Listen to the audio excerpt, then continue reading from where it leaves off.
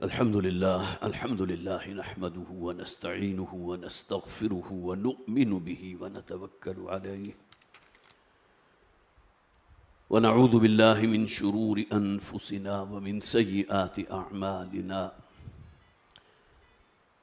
من يهده الله فلا مضل له ومن يضلله فلا هادي له ونشهد أن لا إله إلا الله وحده لا شريك له ونشهد أن سيدنا ومولانا محمدا عبده ورسوله فصلى الله عليه وسلم تسليما كثيرا كثيرا أما بعد فأعوذ بالله من الشيطان الرجيم بسم الله الرحمن الرحيم واعتصموا بحبل الله جميعا ولا تفرقوا واذكروا نعمة الله عليكم إذ كنتم أعداء فألف بين قلوبكم فأصبحتم بنعمته إخوانا وكنتم على شفا حفرة من النار فأنقذكم منها كذلك يبين الله لكم آياته لعلكم تعقلون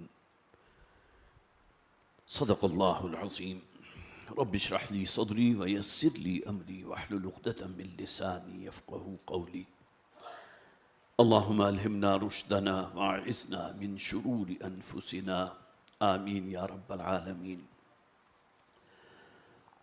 حضرات پچھلی مرتبہ ہم نے سورہ آل عمران کی آیت نمبر 102 یا ایہا الذین آمنوا اتقوا اللہ حق تقاتہ ولا تموتن الا وانتم مسلمون، جس کے بارے میں میں نے عرض کیا تھا کہ تقوی کے موضوع پر قرآن حکیم کی بہت جامع بہت گھمبیر آیت ہے، اور اس آیہ مبارکہ میں اللہ تعالیٰ نے جو مطالبہ کیا ہے مجھ سے اور آپ سے، اس پر پورا اترنا کوئی آسان کام نہیں۔ مطالبہ کیا ہے؟ اللہ کے تقوی کا حق ادا کروں۔ بہت سادہ الفاظ ہیں، اہل ایمان یا ایھا الذین آمنوا اتقوا اللہ حق تقاتہ، اللہ کا تقوی اختیار کرو جیسا کہ تقوی اختیار کرنے کا حق ہے۔ وَلَا تَمُوتُنَّ إِلَّا وَأَنْتُمْ مُسْلِمُونَ، اور تمہیں موت نہ آنے پائے مگر حالت اسلام پر، فرما برداری کی حالت میں۔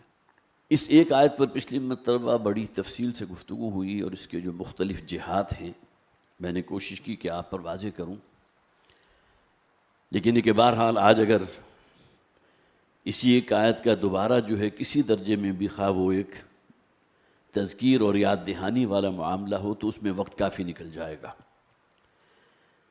لہٰذا اس آیہ مبارکہ کی تلاوت بھی میں نے نہیں کی، بلکہ یہ کہ اس کے بعد جو اگلی آیت ہے اس کی تلاوت کی ہے، اور اس کے بعد ایک آیت ابھی باقی ہے۔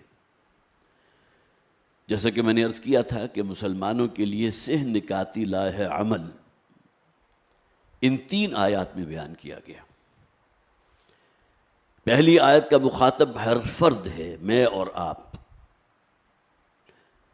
جنہوں نے اللہ کو اپنا رب قرار دیا، اللہ کے رسول صلی اللہ علیہ وسلم پر ایمان کا دعویٰ ہے، تو ان پر لازم ہے کہ اللہ کے تقوی کا حق ادا کریں۔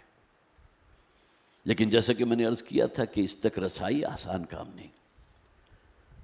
صحابہ کرام کا یہ طرز عمل میں نے آپ کے سامنے رکھا کہ جب یہ مطالبہ ان کے سامنے آیا تو وہ گھبرا اٹھے تھے، نبی اکرم صلی اللہ علیہ وسلم کی خدمت میں حاضر ہوئے کہ حضور ہم میں سے کون اللہ کے تقوی کا حق ادا کرے گا؟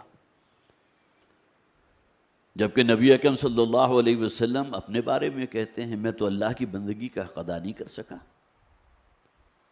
تو ہما شما کی کیا بات ہے؟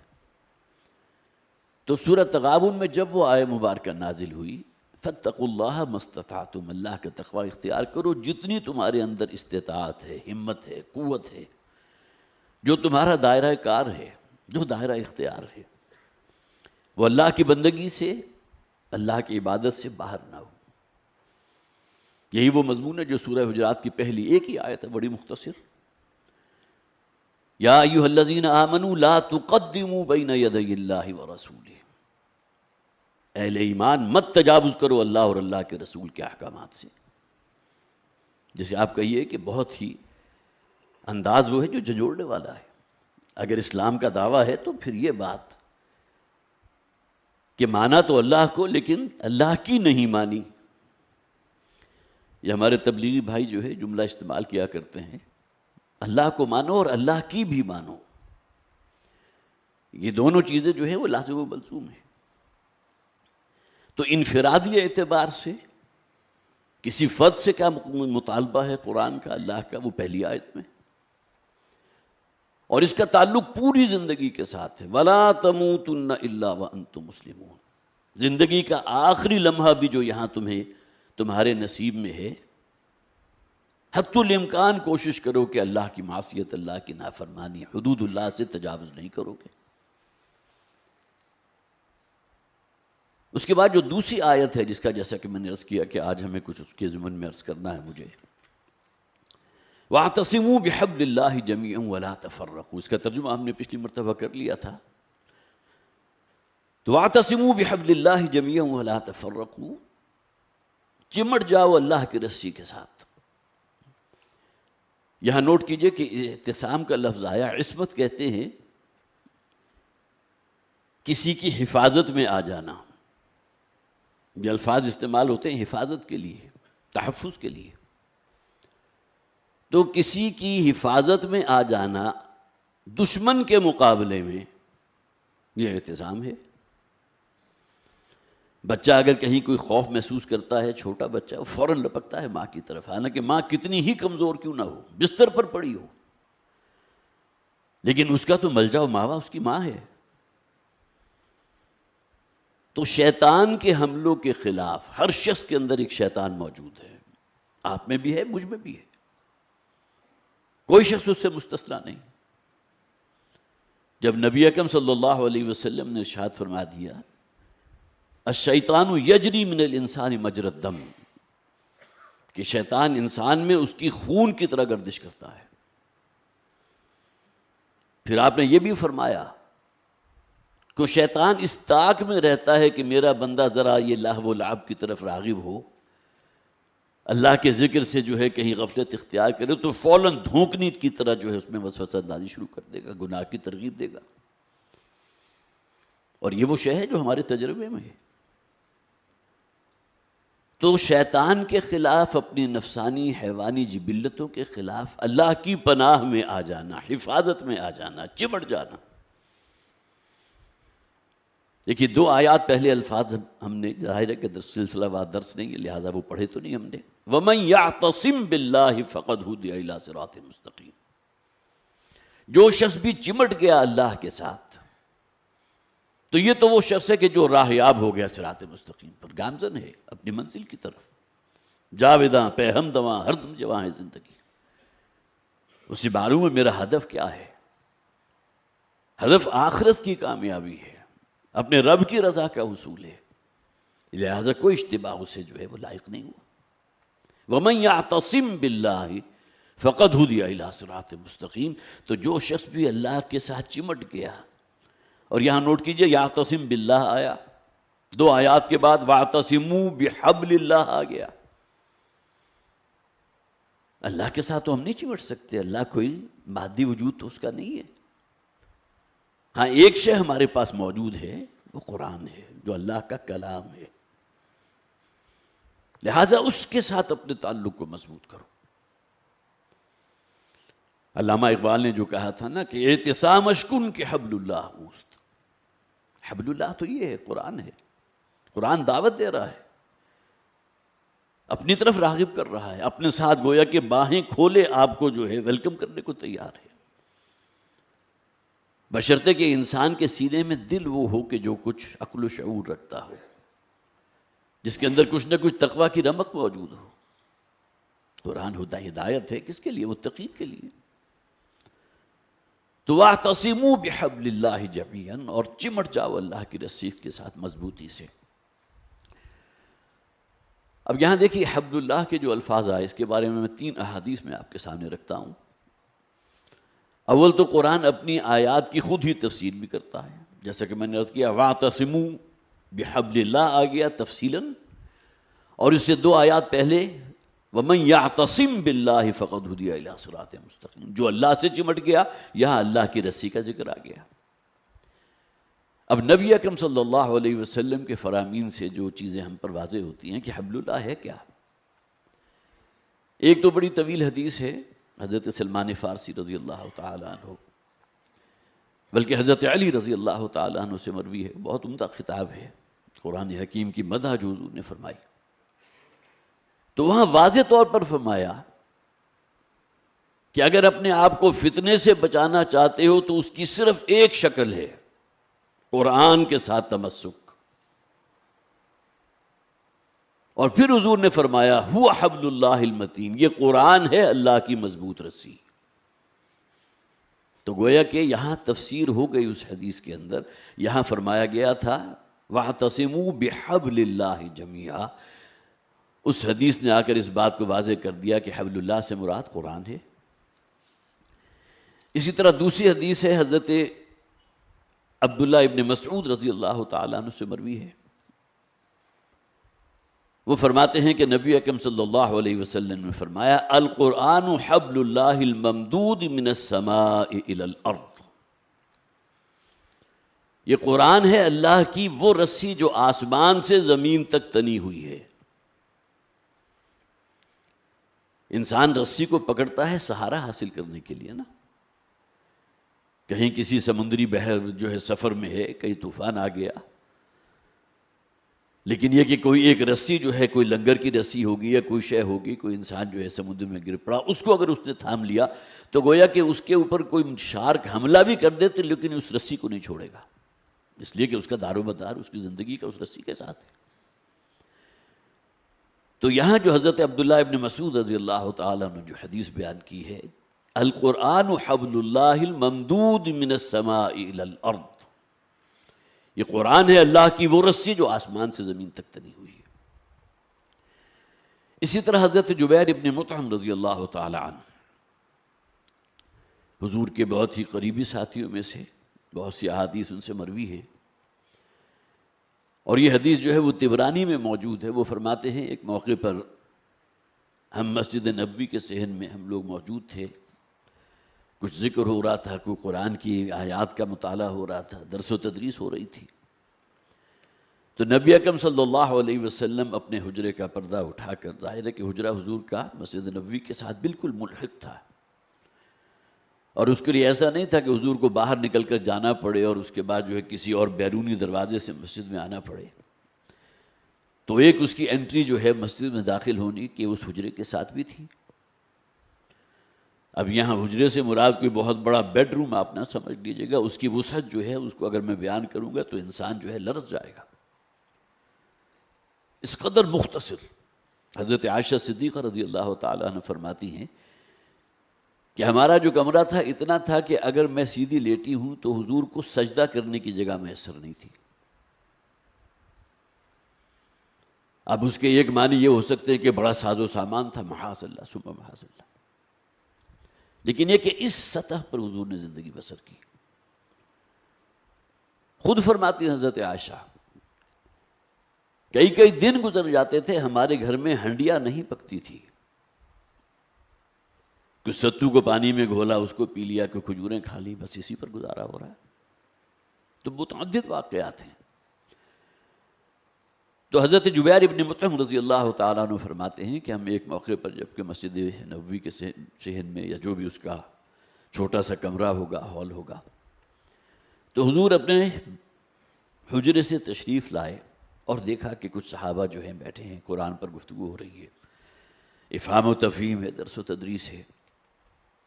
تو حضور کے چہرے مبارک پر بڑی خوشی کے، انبساط کے، یہ کیفیت جو ہے آپ پر، اس کا مظہر آپ کا چہرہ تھا۔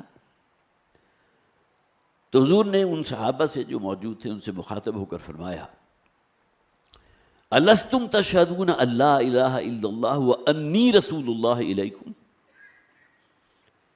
تم ہی ہو نا وہ جو گواہی دیتے ہو اس بات کی کہ اللہ کے سوا کوئی معبود نہیں ہے اور میں اللہ کا فرستادہ ہوں، رسول ہوں، جو بھیجا گیا ہوں تمہاری طرف۔ صحابہ کرام نے فوراً عرض کیا کیوں نہیں، ہم نے گواہی دی ہے، ہم اس حلقے میں شامل ہیں جو آپ کو اللہ کا رسول مانتا ہے، قرآن کو اللہ کا کلام مانتا ہے۔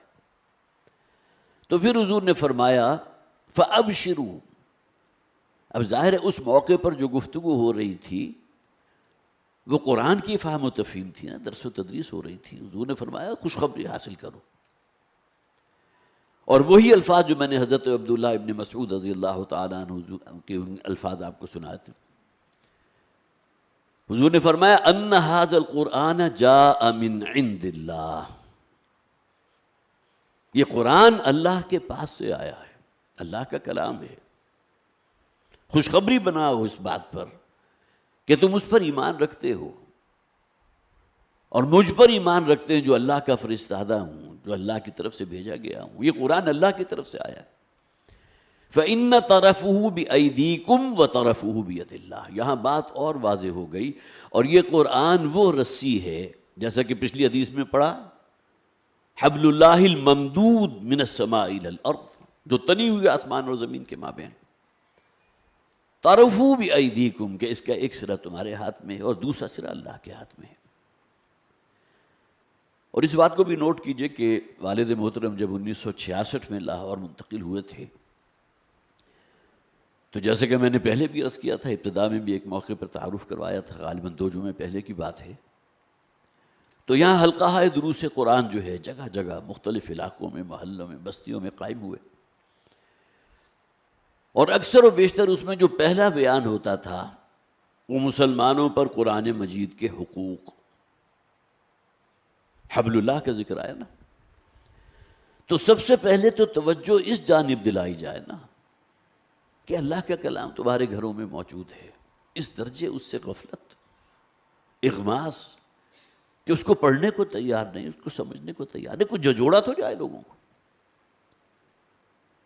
اسی بنیاد پر درس قرآن کے حلقے قائم ہوئے، اور اس موقع پر مجھے یاد ہے، بلکہ اس کے کافی بعد کی بات ہے، جب یہ غلغلہ جو ہے دروس قرآن کا والد محترم کے دروس کا اس شہر لاہور میں ہو گیا، تو ایک موقع پر مجیب الرحمن شامی صاحب، بہت سے حضرات واقف ہوں گے ان کے کہ وہ معروف صحافی ہیں، تو انہوں نے اپنے کسی کالم میں یہ تحریر کیا تھا کہ ڈاکٹر صاحب جو ہیں وہ لاہور میں قرآن کی قوالی گا رہے ہیں۔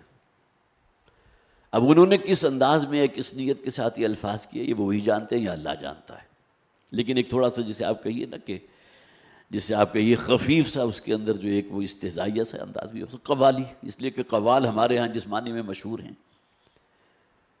تو ڈاکٹر صاحب نے ان کے ان الفاظ کو اون کیا تھا، کہتے میں تو اسے اپنے لیے صدد سمجھتا ہوں، جس طرح قوال جو ہے 3-4 اشعار کے بعد ایک شعر یا ایک مصرع ہوگا کہ جس کو ریپیٹ کرے گا بار بار، تو اگر میرے بارے میں یہ تصور قائم کیا گیا ہے کہ میں قرآن کی بات اتنی تکرار کے ساتھ تو ریپیٹڈلی کرتا ہوں کہ انہوں نے مجھے یہ کہا ہے کہ میں قرآن کا قوال ہوں، تو ڈاکٹر صاحب نے اس کو اون کیا تھا۔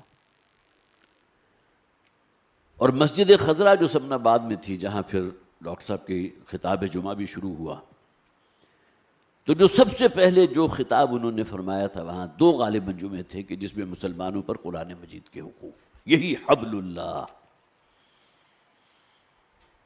ہماری انجمن خدام القرآن قائم ہوئی تو اس کا موٹو خیرکم من تعلم القرآن وعلمہ، تمہیں بہترین لوگ وہ ہیں جو قرآن کا علم حاصل کرتے ہیں اور اس کے پیغام کو دوسرے لوگوں تک پہنچاتے ہیں۔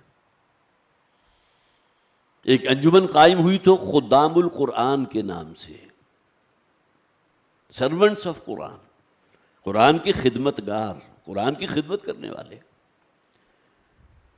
اکیڈمی قائم ہوئی تو قرآن اکیڈمی، کانفرنسز ہوئی تو قرآن کانفرنسز، سیمینارز ہوئے تو قرآنک سیمینارز،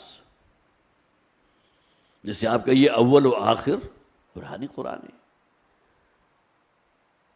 تو یہ وہ ہے اصل میں وَاعْتَصِمُوا بِحَبْلِ اللَّهِ جَمِيعًا وَلَا تَفَرَّقُوا، اصل فوکس کرنے والی شے قرآن حکیم۔ یہاں لگے ہاتھوں، جیسا کہ میں نے عرض کیا کہ قرآن کی طرف متوجہ کرانے کے لیے جو خطابات ڈاکٹر صاحب نے کیے تھے، بعد میں کتابی شکل میں بھی سامنے آ گئے۔ ہمارا جہاں بھی کوئی بک سٹال ہوگا وہاں یہ کتاب بڑی پرومیننٹ، بلکہ کتاب نہیں کتابچہ سمجھیں، 60-70 صفحات ہیں اس کے کل، اور بہت ہی جسے آپ کہیے کہ قیمت کے حوالے سے بھی میرا خیال ہے 70-80 روپے کی ہوگی. آج کل تو پیپر کی جو قیمت بڑھ چکی ہے، جو ہمیں ہر وقت جو ہے وہ ایک خوف لاحق ہوتا ہے کہ اس وقت ہمارے میگزین کی قیمت یہ ہے، 2 مہینے کے بعد معلوم ہوا اس میں 25% اضافہ ہو گیا کاغذ کے ریٹ میں.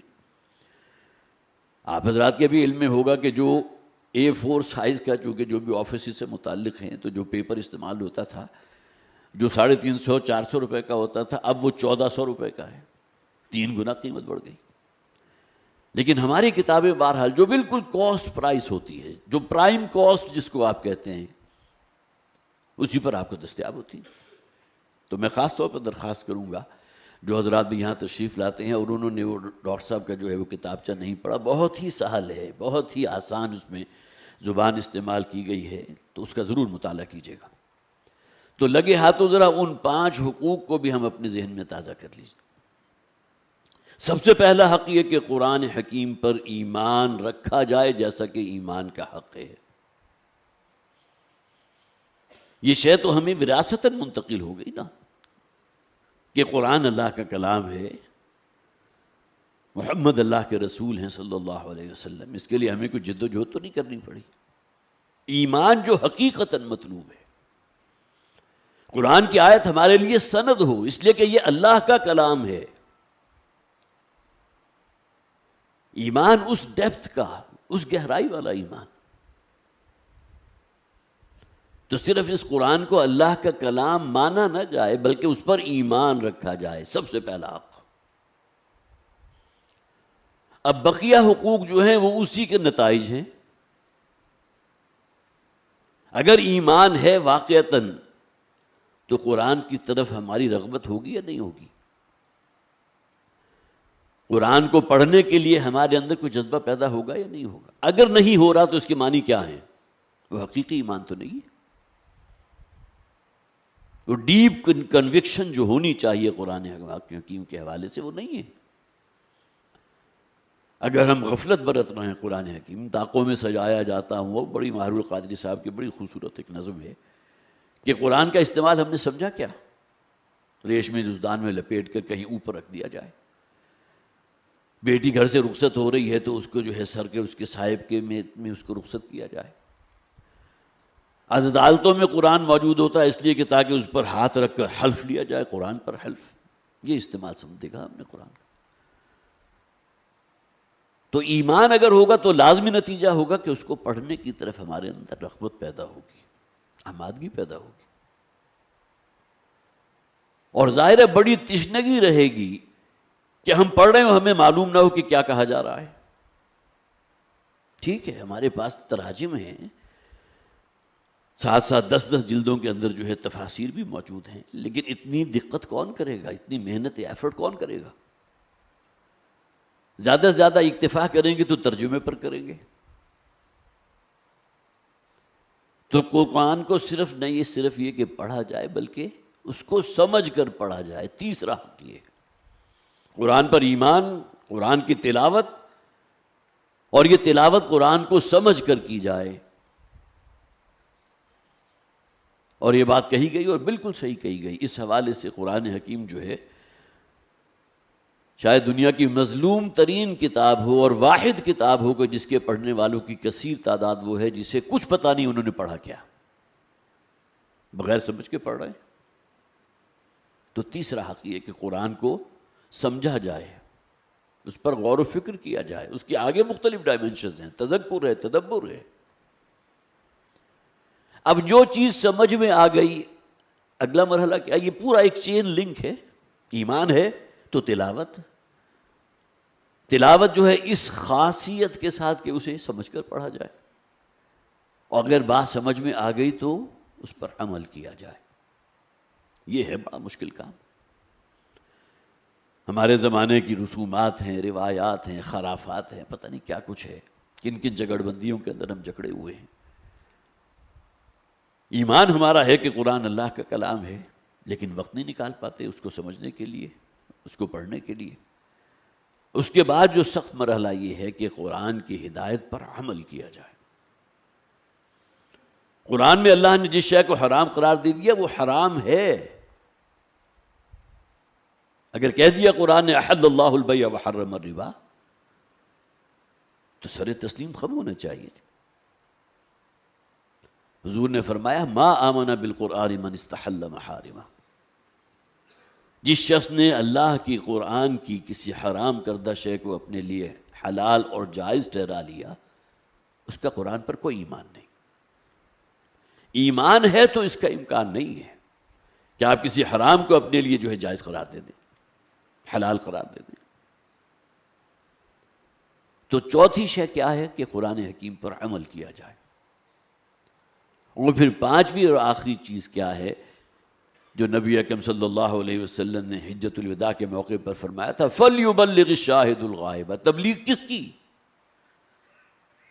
پہنچاؤ میری جانب سے، جو یہاں موجود ہیں ان لوگوں تک پہنچاؤ جو یہاں موجود نہیں. پھر ترغیب و تشویق کی انتہا ہے. حضور فرماتے ہیں جس شخص کو قرآن حکیم کی ایک آیت یاد ہو گئی، اس کا مفہوم اس پر واضح ہو گیا، تو اسے چاہیے کہ اس مفہوم کو منتقل کرے دوسرے لوگوں تک، جو شرافت و مروت کا تقاضا بھی ہے. ہم خود تو اپنے ذوق میں بڑی اللہ کے بندے بنے ہوئے، لیکن ہمارے گھر کے اندر اگر ماحول وہ ہے جو اللہ کی بندگی کے یکسر خلاف ہے، کیا نتیجے نکالیں گے؟ حضور نے فرمایا بلغوا عنی ولو آیۃ، پہنچاؤ میری جانب سے خواہ ایک آیت پہنچاؤ. یہ ہے دعوت قرآن کی طرف، تبلیغ قرآن کی. خیرکم من تعلم القرآن وعلمہ، لوگوں کو بلاؤ، پکارو، دعوت دو، انہیں راغب کرو قرآن کی طرف، پڑھنے کی طرف، سمجھنے کی طرف. اور پھر یہ کہ قرآن آیا تھا تو صرف ثواب حاصل کرنے کے لیے یا صرف اپنی انفرادی زندگیوں میں کوئی تبدیلی پیدا کرنے کے لیے تو نہیں آیا. یہ اللہ کا آخری کلام ہے. اور اسلام مذہب نہیں ہے، دین ہے. دین اس وقت تک دین نہیں ہوگا جب تک غالب نہ ہو. دین تو کہتے ہیں اس کو جس کا تعلق زندگی کے ہر شعبے سے ہو، خواہ ہماری معاش ہو، خواہ ہماری معاشرت ہو، ہمارا سماج ہو، ہمارا لین دین ہو، ہمارا کاروبار ہو، تجارت ہو. اسلام تو ہمیں ہر شعبے میں رہنمائی فراہم کرتا. تو وَاعْتَصِمُوا بِحَبْلِ اللَّهِ جَمِيعًا وَلَا تَفَرَّقُوا، یہ دوسری آیت کا صرف پہلا حصہ جو ہے اس کو آج میں نے فوکس کیا ہے. بہت سے حضرات کے لیے آج کی جو میری گفتگو ہے ایک ریمائنڈر بھی ہوگا، ایک یاد دہانی بھی ہوگی. لیکن بہرحال یہ ریمائنڈر یا یاد دہانی جو ہے یہ ہمارے لیے یقیناً مفید ہوگی کہ ہم متوجہ ہوں اس جانب. تو وَاعْتَصِمُوا بِحَبْلِ اللَّهِ جَمِيعًا وَلَا تَفَرَّقُوا، چمٹ جاؤ اللہ کی رسی کے ساتھ، جمیعاً، سب مل جل کر. ایک مفہوم اس کا یہ ہے. اور اللہ کی رسی کے ساتھ چمٹو تو پوری کی پوری رسی سے چمٹو. یہ نہ ہو کہ زندگی کے شعبے بہت سے ایسے ہوں جو اللہ کی دی ہوئی ہدایت اس رسی کا جو جز ہے اس سے خارج ہوں. اور اس حوالے سے تو سورہ بقرہ کی آیت نمبر 85 جو ہے وہ تو بہت ہی انسان کو لرزا دینے والی ہے. اگرچہ ذکر ہے ہم سے پہلی امت مسلمہ کا، ٹھیک ہے، اللہ تعالیٰ کی طرف سے ان پر جو ہے وہ ضربت علیہم الذلۃ والمسکنۃ وباؤوا بغضب من اللہ، وہ مستحق ٹھہرے اللہ کے عذاب کے، غضب کے. لیکن ہم سے پہلے امت مسلمہ تھے، وہ بڑے اللہ کے محبوب سمجھتے اپنے آپ کو. کیا فرمایا گیا؟ افتؤمنون ببعض الکتاب وتکفرون ببعض. اللہ کے پیمانے مختلف نہیں ہیں. اگر ان لوگوں کے لیے تھے تو ہمارے لیے بھی اسی طرح ہیں.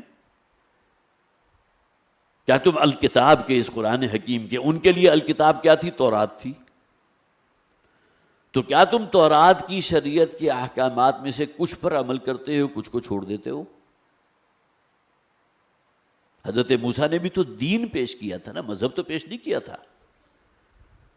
فما جزاء من يفعل ذلك منكم الا خزي في الحیات الدنیا. تو جو شخص بھی یہ طرز عمل اختیار کرے گا کوئی سزا اس کی نہیں ہے سوائے اس کے کہ دنیا کی زندگی میں ذلیل و رسوا کر دیا جائے. وَيَوْمَ الْقِيَامَةِ يُرَدُّونَ إِلَىٰ أَشَدِّ الْعَذَابِ، اور قیامت کے دن شدید ترین عذاب میں جھونک دیا جائے. یہاں جو جمیعہ کا لفظ ہے اس کو اس اعتبار سے بھی نوٹ کیجیے. پورے قرآن پر ٹھیک ہے اللہ تعالیٰ کے ہاں انسان مکلف ہے کہ اس کے انوائرمنٹس کیا تھے، سرکمسٹانسز کیا تھے، صلاحیت کیا تھی، وسائل کیا تھے، قوت کار و استعداد کیا تھی. انسان تو مکلف اس بنیاد پر ہے، کرائیٹیریا اللہ کا وہ ہے، لا یکلف اللہ نفسا الا وسعہا. لیکن ہمیں تو بہرحال اس میں دیکھنا چاہیے نا کہ ہمارا ہدف وہ ہو جو پہلی آیت میں بیان ہو گیا، اللہ کے تقوی کا حق ادا کرنا. زندگی کا کوئی شعبہ ایسا نہ ہو جہاں اللہ کی شریعت پامال ہو رہی ہو. تو وَاعْتَصِمُوا بِحَبْلِ اللَّهِ جَمِيعًا وَلَا تَفَرَّقُوا، اللہ کی رسی کے ساتھ چمٹ جاؤ باہم دیگر ایک دوسرے کے ساتھ. ایک دوسرے کے ظاہر ہے کہ ایک انسان اکیلا ہے، دو ہو جائے گی تو ایک جماعت بن جائے گی. ید اللہ علی الجماعہ، اللہ کی جو ہے حمایت اور نصرت حاصل ہوتی ہے جماعت اختیار کرنے والوں پر. تو یہ چند باتیں تھیں کہ جو میں نے اس دوسری آیت کے ابتدائی حصے کے بارے میں آپ کے سامنے رکھی ہیں. تو اللہ تعالیٰ مجھے بھی اور آپ حضرات کو بھی توفیق عطا فرمائے کہ قرآن حکیم کے ساتھ ہم سیریس ہوں. یہ اصطلاح چونکہ ہمارے ہاں عام طور پر استعمال ہوتی ہے کہ وہ فلاں شخص تو سیریس ہی نہیں ہے، جاب تو کر رہا ہے لیکن جاب کے تقاضے ادا نہیں کر رہا. سیریس ہونا چاہیے قرآن کے ساتھ. اللہ تعالیٰ مجھے بھی اور آپ حضرات کو بھی توفیق عطا فرمائے. بارک اللہ لی ولکم فی القرآن العظیم ونفعنی وإیاکم بالآیات والذکر الحکیم. یہ پریس ریلیز جو ہے وہ پھر وہی جسے آپ کہیے کہ تشریف رکھے ابھی کھڑے نہ ہوں، بار بار کی ہے. ایک عرض تمنا ہے سو ہم کرتے رہیں گے، ایک طرز تغافل ہے سو ان کو مبارک. یہ ہماری معیشت کے اندر جس طرح سود جو ہے، معیشت جکڑی ہوئی ہے سود کے اندر. پھر وہی جیسا کہ میں نے ابتدا میں بھی کہا تھا، مجیب الرحمن شامی صاحب نے ڈاکٹر صاحب کے لیے قوال کا لفظ استعمال کیا.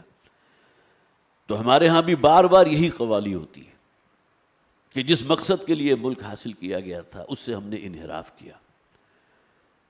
اور آج جو حالات، جس حالات تک ہم پہنچ چکے ہیں، وہ اصل میں نتیجہ ہے اللہ کے ساتھ ہماری اس غداری اور بدعہدی کا.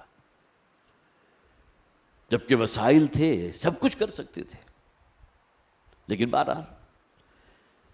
تو آج کی جو پریس ریلیز ہے اس کے اندر سودی قرضہ، کرپشن اور IMF کی غلامی نے ملک کی معیشت کو تباہ و برباد کر کے رکھ دیا. یہ وہ جسے آپ کا یہ ریٹن آن دا وال ہے، ایک فیکٹ تمام لوگ جانتے ہیں، ریڈی والی بھی جانتا ہے اور بہت ایلیٹ کلاس کا بندہ بھی جانتا ہے.